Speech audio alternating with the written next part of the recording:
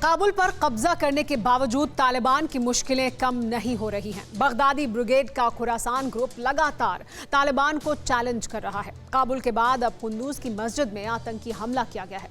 दावा यह किया जा रहा है कि हमले में 100 से ज्यादा लोगों की मौत हो चुकी है, जबकि 200 से ज्यादा लोगों के जख्मी होने की खबर है। यह हमला उस वक्त हुआ जब जुमे की नमाज अदा की जा रही थी और मस्जिद में जबरदस्त भीड़ थी।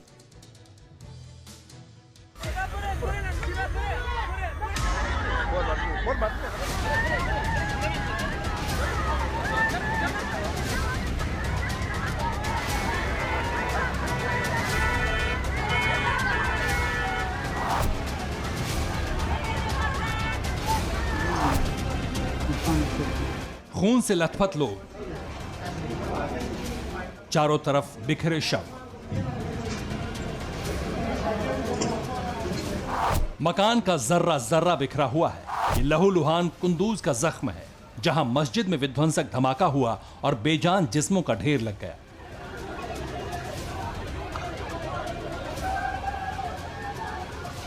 मस्जिद के अंदर शव बिखरे हुए थे और बाहर बेहिसाब बदहवासी थी।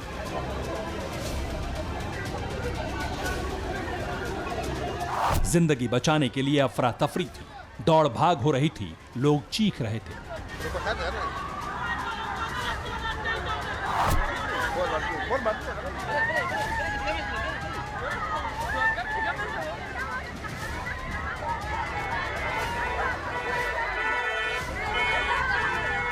ये खौफनाक दृश्य है अफगानिस्तान के कुंदूज का।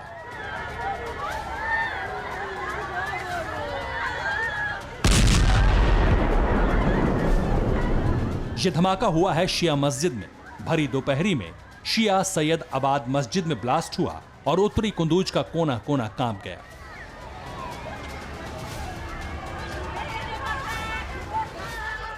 मौत की कोई मुकम्मल तादाद नहीं है, एक आंकड़ा है जो लगातार बढ़ रहा है। रिपोर्ट्स की माने तो 100 से ज्यादा लोगों की मौके पर ही मौत हो चुकी है, जबकि दावा यह भी किया जा रहा है कि हमले में 200 से ज्यादा लोग जख्मी हुए हैं, जिन्हें अस्पताल पहुंचाया गया है।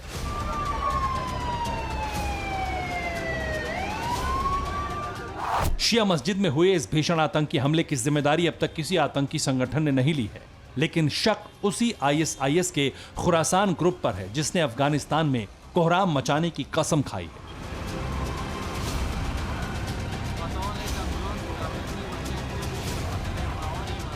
जो बार बार तालिबान के अफगानिस्तान में जानलेवा हमला कर रहा है।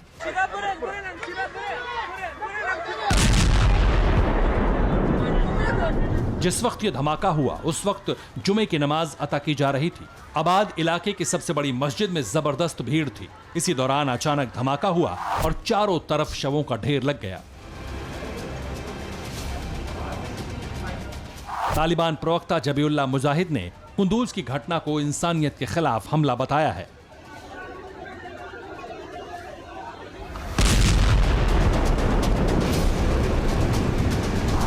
आपको बता दें कि 3 अक्टूबर को भी काबुल में एक मस्जिद के बाहर घातक विस्फोट हुआ था, जिसमें 5 आम नागरिकों की मौत हुई थी। यह ब्लास्ट तब हुआ था जब तालिबानी प्रवक्ता जबीउल्लाह मुजाहिद की मां की मौत के बाद शोक जताने के लिए मस्जिद में लोग जमा हुए थे। एक हफ्ते में दूसरी बार मस्जिद में आतंकी हमले से काबुल के सत्ता सेंटर में कोहराम मचा हुआ है।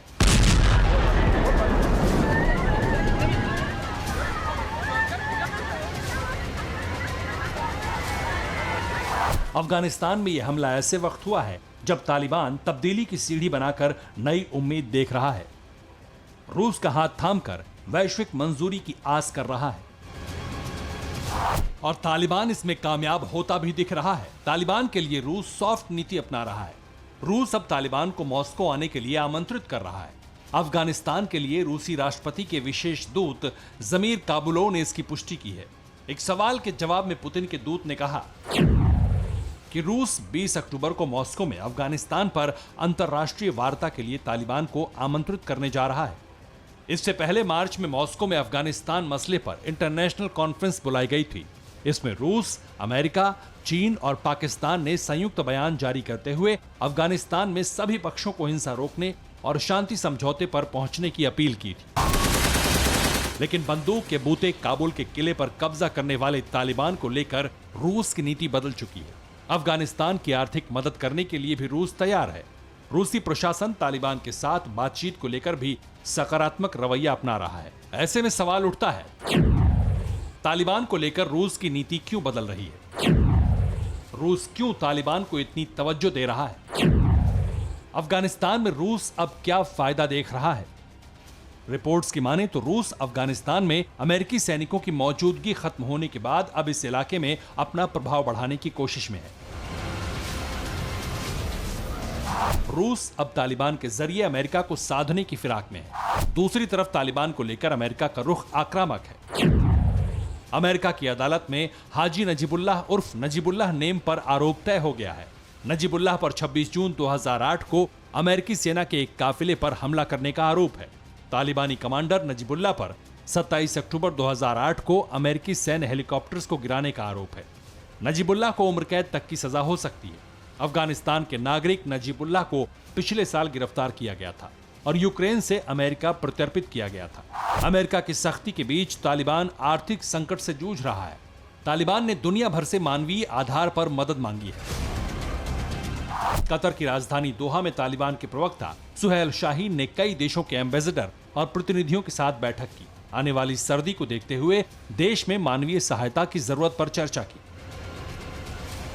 तालिबान किसी भी तरह देश को आर्थिक संकट से उबारने में लगा है, तो दूसरी तरफ खुरासान लगातार चैलेंज कर रहा है। जाहिर है कि सत्ता पर काबिज होने के बावजूद तालिबान जबरदस्त चुनौतियों से घिर गया है। Bureau report, TV9 Bharatvarsh. अड़ी सोमवार से शुक्रवार शाम 6 बजे सिर्फ TV9 भारतवर्ष पर।